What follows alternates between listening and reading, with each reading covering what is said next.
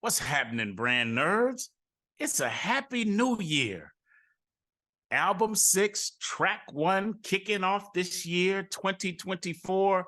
Now, Larry, Jade and Jeff and Haley, they don't like when I note or put a date, an expiration date on a podcast, but got to do it the first week of the new year of 2024, Larry. Yes, this is an auspicious occasion. Would you believe it? The album 6, episode 1. Like, that's crazy. That's wild. That's wild. I cannot believe we have been doing this thing for entering year number 6. It's just so brand nerds across the 50 countries that listen to us, 50 plus now. Thank you. All of the brand nerds that we've had as guests. Thank you all very much. Since we're starting this year, when we get into things, there are two items that get bandied about, LT, at this time of year. One, resolution. So what's your New Year's resolution? Right. And the second is trends. Right. Okay. What are the trends? And so we are going to kick this year off talking a bit about trends in marketing and branding for 2024. LT, can you break down how we're going to handle this thing for the brand nerds? Yeah, I'd love to, D. And, it's cool. We all thought it would be great to do this. We've never done this kicking a year off, so we thought that this would be fun. And as usual, super producer Jay Tate came up with the idea to really grab a legitimate source for 2024 marketing trends and have us talk about it. So we thought Forbes is as good a brand as any to bank on this. And they had an article in mid-December. So maybe I can read off their top 10 trends. You can choose the one you think most compelling, D, and I can choose mine. We can rip from there. Is that cool with you? I like that. Let's do it. Right. All right, let's go. So these are their top 10 trends in alphabetical order. So there's not in priority order. It's purely alphabetical. So first one, AI marketing automation. Number 2, augmented reality and virtual reality. They're right next to one another, really. 3 is hyper-personalization. 4, influencer marketing. 5, privacy and data protection. 6, social commerce. 7, sustainability and purpose-driven marketing. 8, user-generated content. And of course, we all know that as UGC. 9 is video marketing. And then 10 is voice search optimization. So, D, what's yours? LT, before I give you mine and the brand nerds, I need to make a connection here of one of my dear friends. His name is Seth Matlins, and he is a managing director over at Forbes of their CMO practice. Dear friend. So I want to shout out Seth and also the person that wrote the article, which we'll put in the notes of these trends in alphabetical order. So shout out Forbes, shout out Seth. Appreciate the trends, and Jimmy. That's what I call Seth. Jimmy, might be nice to get you on here to talk about these at some point soon. That said, LT, I'm going to AI marketing automation. Cool. AI marketing automation. So we know AI is all the rave, has been for a couple of years, crescendoing this year with the whole CEO of OpenAI being ousted and then coming back via Microsoft. So this really brought AI not only into the consciousness of marketers, which we've been thinking about for a while, but also the consciousness of just the layperson. What's going on with this whole OpenAI? So here is what I'm thinking about regarding that trend, AI and marketing automation. 3 different uses, LT. One is marketing processes. The second is marketing efficiency. And the third is marketing strategy. I'll explain both, all 3 rather. So on marketing processes, what AI allows us to do, this is where the automation piece comes in, is if you're in the business and you've got a brand and a company and a customer has bought something before, and now they're back and they have something in their cart, LT, but they haven't finished the transaction. It's just in their cart. You know how we do that sometimes. We go in somewhere, we get busy. It's what AI can allow us to do, among other things, is say, okay, this person has had this thing in the cart for X amount of time. There's a certain kind of message we want to send to them, assuming that we have their information legally, that encourages them to go revisit their cart and complete the transaction. So that's one level. That's marketing processes. Then there's marketing efficiencies. So with data crunching, when you do data crunching, if you want to have an ability to automatically, on a continuous basis, real time, so evaluate cost per acquisition, comparing different marketing programs, you can get that right away. You can get that right away efficiently. And another thing in content, let's say you've got a thought about a possible content direction, and you want to have some idea of what that may look like before you engage copywriters or art design people. You can put something into AI and then quickly have something come out. So that's marketing efficiencies. And then finally, marketing strategies. So here is like, you may have a strategy A that you want to compare to strategy B, LT, and brand nerds, and you might engage AI to help you discern of these two options, which one might be the better option. So those are the ways that marketing folks are using AI. Now, I know the trend in Forbes says AI automation. That more speaks to my number one, marketing processes. But AI generally, I'm broadening it out a bit. You get these three things. But not so fast, Larry. This is Lee Corso. Shout out Lee Corso. Not so fast. When we think of AI, many of us will think, oh, it's something entirely new. There's nothing new under the sun, Larry. You know that. There's nothing new under the sun. And so what AI really comes down to are inputs and outputs. Inputs and outputs. And when you have high quality inputs, you have high quality outputs. Conversely, when you have trash inputs, you have trash outputs. Right. So this is how it works, and it has been working this way since the beginning of marketing. If you have a trash input for a brief, you're going to get trash output from that brief. If you have trash input for a research project, research design, you're going to have trash output based on that trash input of research design. So what does this thing really come down to, brand nerds? And I believe it's this, and I've alluded to this on a couple of our podcasts before when the subject has come up. It's about the quality of the questions now. The quality of the questions. That way you get the best input. Where before we were waiting for answers from different folks, now it's about how do you posit the right question to this thing called artificial intelligence? What's the right question to ask it? A quality question, a high quality question, so you can get high quality outputs. And then LT, and I'm coming to a close here, it comes down to the high quality follow-up questions. So it's not just one question, it's how do you go deeper and deeper into high quality questions to increase the efficacy of the output. Here's the reason why. AI currently, when you ask it a question or put something into it, it will crawl the entire webosphere, blogosphere, social media, everything. And in that crawling, LT, it'll bring back misinformation. Right. Misinformation comes with it. Now, it might mitigate it. Right. And so the way to eliminate misinformation, erroneous information, unnecessary information is to be more surgical in the high quality questions and the high quality follow-up questions. We have something, Larry, you know this well, in our practice that we use, and it's common in marketing, it's called laddering up.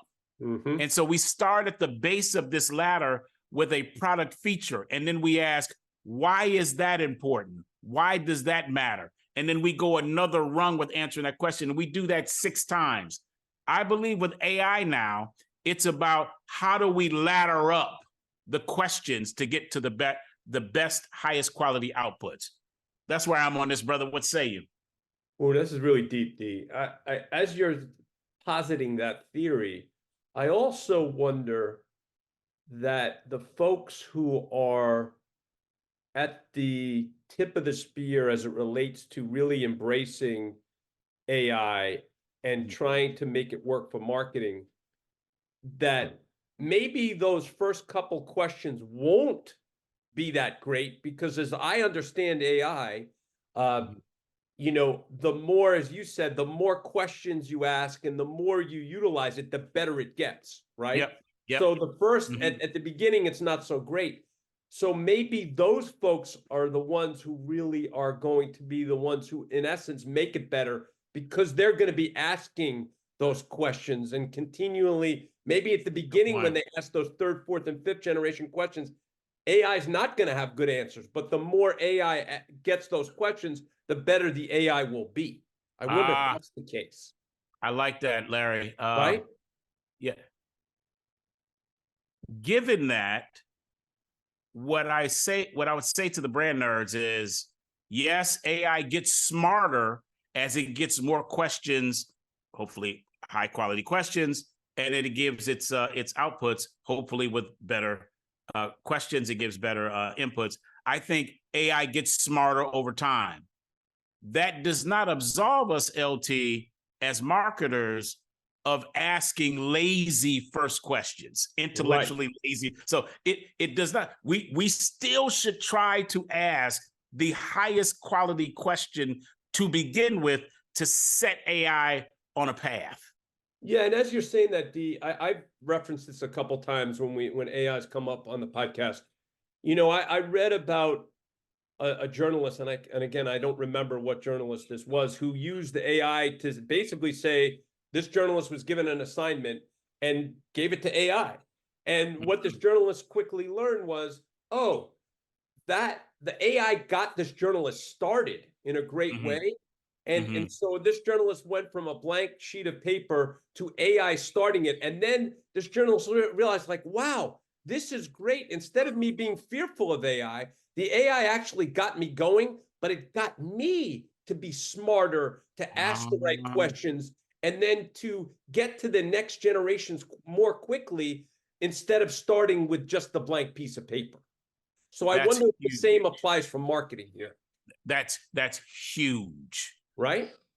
Yeah, that's huge. I wonder, Larry, what input this particular journalist or writer gave to AI in order to get them jump started, if you will. Here's what whatever the journalist assignment was, find out, again, I'm making this up, what's going on in China, why is the economy going down? So the journalist literally gave that same assignment to AI, and then the AI started, and the journalist realized, oh, I see where it started, but it just did because again, early machinations, right? It just got the journalist started, but then it got the journalist to think, oh, it brought up A, B, and C that maybe I wouldn't have thought of right away. And then so it gave the journalist a jump start instead of just starting from scratch. And I think the same would apply for marketing, right? Maybe there's things you wouldn't have thought of right away. So maybe it gets to actually getting you to ask better questions earlier, to your point about asking questions, right? Yeah. So, Larry, you're bringing up a point with that example. That's a great example, by the way, where there may be two different ways to approach this. Right. One way is to begin with a high quality question to begin with. The other one may be just play. And That's right. And then it comes out, and then you go, okay, now that I'm hearing this, I'm prepared to ask a higher quality question, where before I was not. So maybe there's room for these two different approaches depending on what you need. You know what? And D, again, it's like anything else in life. The smart marketers are going to embrace this and lean in and probably try both of those approaches or hybrids of them and see where it gets you. It's not something that you're going to rely on. You're not going to do what Sports Illustrated did and give a journalist an assignment and have AI write it. No, you need to have humans be at the epicenter of this and utilize it, lean in, but not rely on it fully. All right, so 2 points, and then Larry, I want to hear yours. I'm really curious about yours. But in marketing, LT, we have been taught for many, many years, decades, in fact, that the best marketing is like a circle that gets drawn around and almost like 80% closed, but don't close it all the way. Mm-hmm. And then allow the intelligence and curiosity of the consumer and customer to close it off. Right. Close it off. So let's take that model, that framework, and apply it to AI, right. And not just automation, although that's the trend in Forbes, but AI generally. Maybe the deal is that instead of it being a straight line circle, is that it's a fourth of a circle that we do. Use AI, fill in a little bit. The next fourth, we fill in the next fourth, or now we're at 3/4.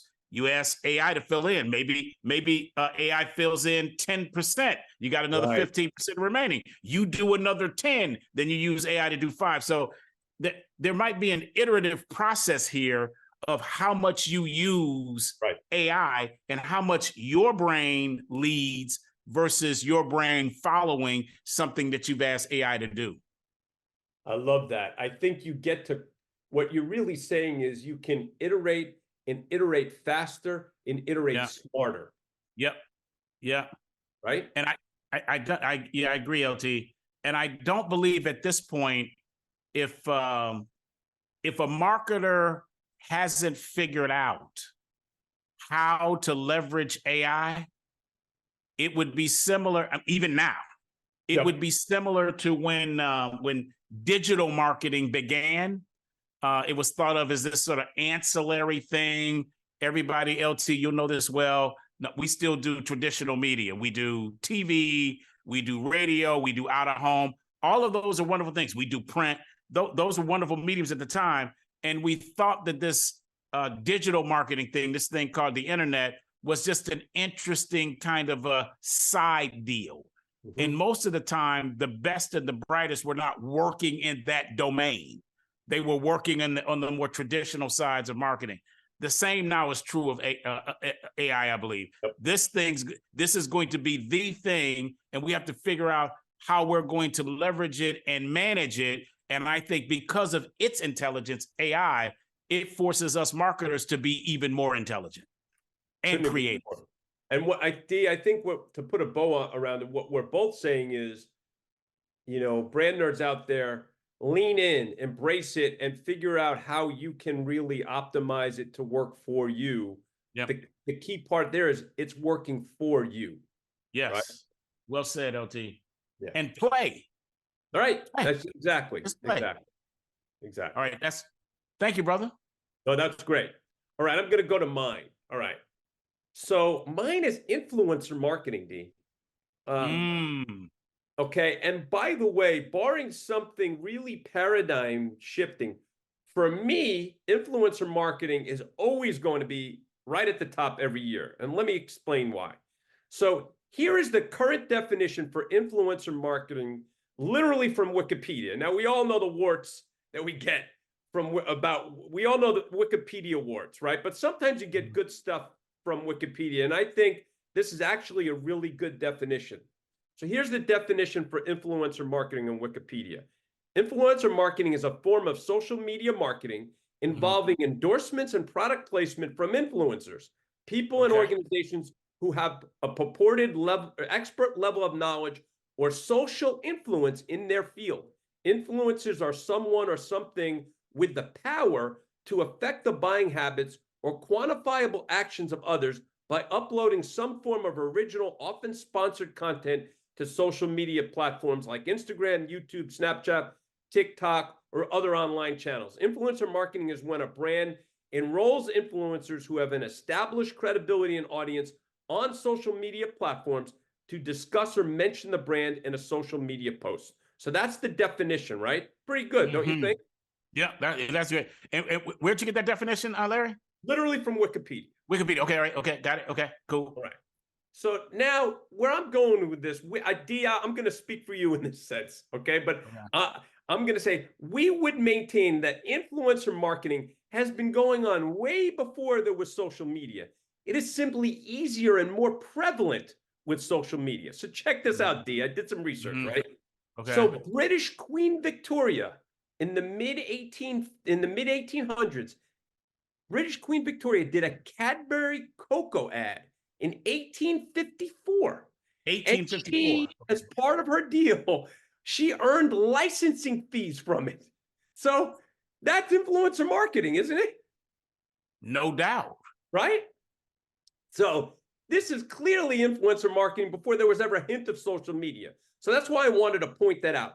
So yes, social media is the main currency for people of all ages, and especially millennials and Gen Z. The confluence of influencer marketing and social media are perfect, since someone you may follow on IG, as an example, and feel like you really know, is now weaving in thoughts and or testimonials for brands. When done smartly, where there is a genuine connection between brand and influencer, it can be very powerful. And by the way, our brand building view at both Brands, Beats, and Bytes and Brand Positioning Doctors is that it isn't about just getting quick hits and clicks. This should be about actually doing things that emotionally connect brand with target audience.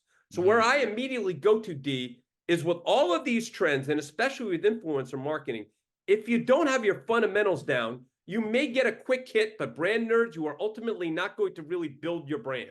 This means you absolutely need to know your brand positioning, and you especially need to know who your brand lover is. Brand nerds, in our parlance, the brand lover is the most important subsegment of the target audience. Imagine a full archery target. Think of an archery target, right? Where the entire target represents the target audience. For us, the brand lover is actually the middle bullseye of that archery target and carries the greatest influence on the entire target audience. Once you correctly identify the most influential brand lover, which is no easy task, by the way, and something we really focus on at Brand Positioning Doctors, this brand lover then becomes the centerpiece of your marketing efforts. And if done right, you emotionally connect your brand with a brand lover and ultimately the entire target audience. And this is how you really grow your brand, fundamentally grow your brand. For Powerade, D, back when we launched and ran the brand, our brand lover, as you know, was the high school captain of the football, basketball, and or baseball team. All of our marketing was focused on that guy. Brilliant. Right? That was our brand. Thank you. And that was our brand lover. We were, and by the way, not only did our brand team know it, the whole Coca-Cola system knew it, right? So our first year, we had Deion Sanders, who was an incredible pro football and baseball player. Now, as we know, Coach Prime in Colorado. And by the way, D, I don't know if you even knew this. In high school, no surprise, Deion was also a great basketball player. So if we had social media and NIL back when we launched Powerade, we easily would have built a whole cadre of influencers. Well, you can say, well, LT, Gatorade could have done the same thing. But Gatorade, in my opinion, at that time, would have tried to sign people in all of the sports. We would have signed the best high school football, basketball, and baseball players, and probably really would have focused on basketball and football, and would have left the other sports alone. In summary, this is why, for me, influencer marketing is most important, since it is trendy and also should be directly tied to the fundamentals of great brand positioning. What say you, D? All right. Did you say, I want to get the year right here, 1854 was the year that you found? Yes. All right. So I'm going to go a little ahead of you, and then I'm going to go after you. Yeah. All right. So the first endorsement that was used, at least recorded, was in the 1700s. Okay. A brand called Wedgwood, and they did fine chinaware. And then in 1882, so this is 3 years ahead. Actually, no, not. This is after. Damn, you're at 1854. You're ahead of me here, brother. But there was a woman named Lily Langtry, who was a socialite in London and a West End stage actress who became a poster person for Pierce Soup. Now, you being from New York, let's bring it stateside here, LT. In the 1930s, Babe Ruth, and he endorsed something called Red Rock Cola, and he was paid. This is a very big difference here. One thing appearing another thing to be paid. Right. What we have learned since the 1700s, 1800s, and the early 1900s is that we understand now that endorsers, not influencers, regular endorsers, they get paid.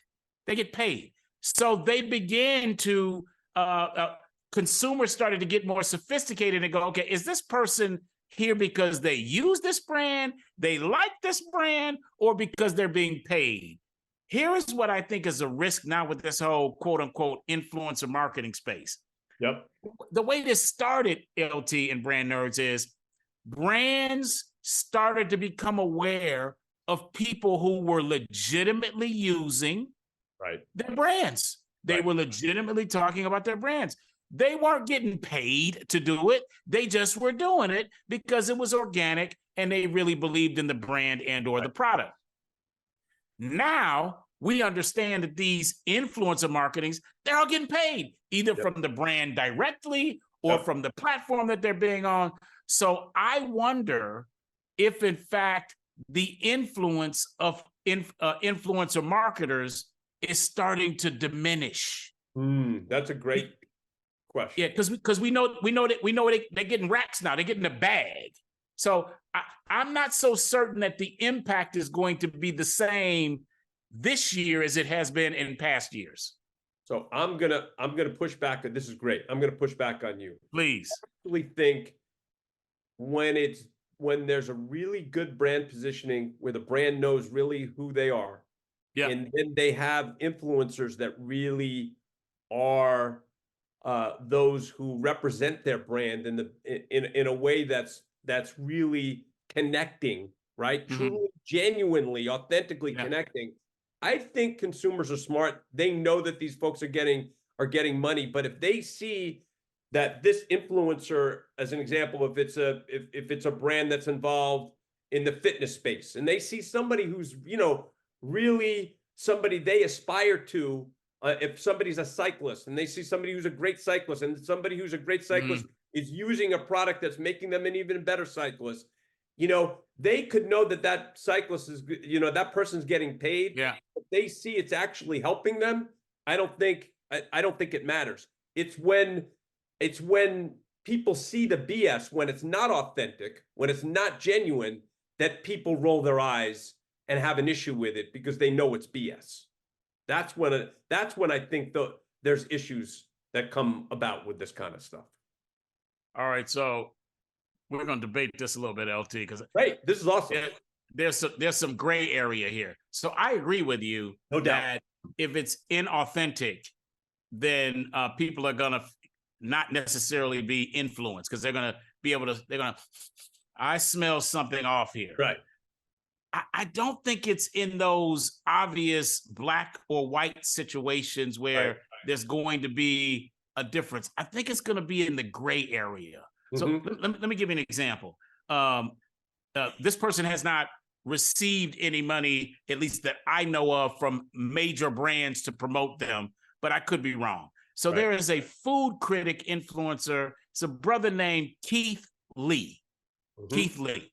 And what he does is he goes into cities unannounced and tries out the different restaurants. So he's checking the food scene, but he's not coming in saying, hey, I'm Keith Lee and I want to be seated at a particular table and I want a chef here. This is how a lot of critics do it.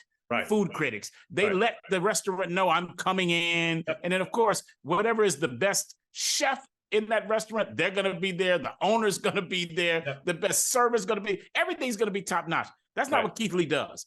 And so he came here to Atlanta last year and he did not have a great time. And he recently released a top eight food cities in the country, according to him. And Atlanta finished number 8. This dude is enormously popular, LT. This is not an example that I think would ever happen, but let me just roll with it for a second.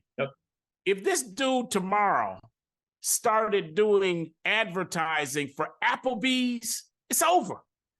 Ain't nobody checking for Keith Lee. No one's checking for him.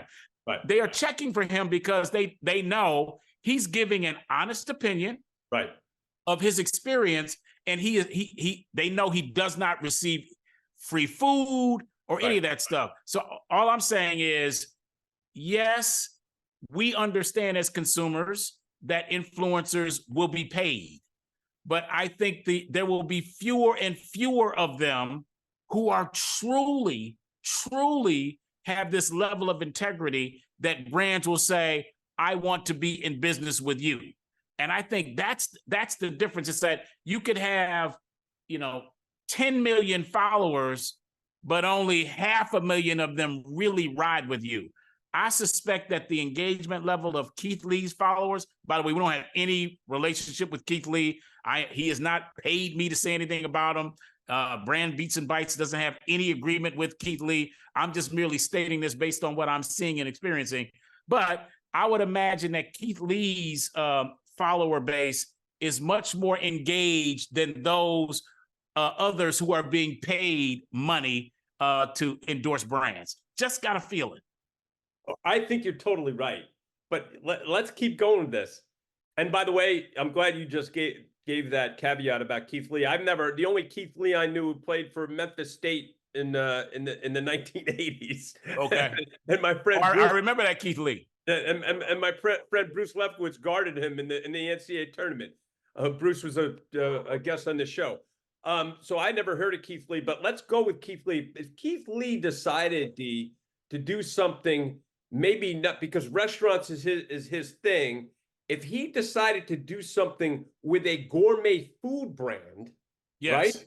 Yeah, he would be able to have, because and he sounds awesome, by the way. I'm going to check him out after the podcast. Check him out.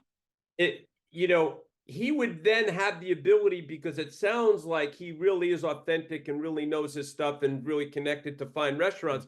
He'd be able, if I'm a gourmet food brand and I want to connect my brand to his audience, that could be one of those, great partnerships if Keith is willing to do something like that he wouldn't maybe sell his soul out, because it would be something that he would cook with. Again, I'm making this up, right? As something that he sees as a great product, and then everybody wins. If that's something that he would be interested in, and it wouldn't at all. I see what you mean. It wouldn't at all.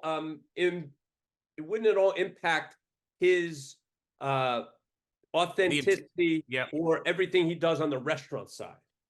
All right, so I want to pick up on this example because this is a great one. I know you don't know Keith Lee, but when you check him out after this, it will blow your mind, because he is not what you would think of as a stereotypical food critic. And I mean that as a compliment. Right. Muhammad Ali used to refer to himself as the people's champ. Right. I think of Keith Lee as the people's food critic. By the way, Keith, if you're listening to this, that's yours free. You can have that. That'd be a nice brand moniker for you. Right. Keith Lee, the people's food critic. Now, but to pick up on your example of doing something that would be integral and have integrity for his brand, one of the things he does, LT, is he starts by helping restaurants who are on the way up and growing. Like he went to a food truck where no one was going, LT. Mm-hmm. And he goes by there, he tastes the food, it's great. So then he starts to big up this food truck and starts to have people give him money, him being Keith Lee, to give to this person who had this food truck. I wish I remembered this brother's name. And he went and gave this cash to this food truck owner who was committed to his craft, because he was serving only 1 or 2 meals a day. Wow. But he said, I got to try to do this. So that's the kind of human that Keith Lee is. Now, if someone came to him and said, hey, we are in the business of creating the next generation of chefs. That's what we want to do. And we want to find these chefs from areas that are not necessarily common. And we want to come to you to help us bring the word out. I think that would be directly in line with the kind of critic that he is and the kind of human that he is. The point here is that if Keith Lee had 10 major sponsors, and he probably already has that.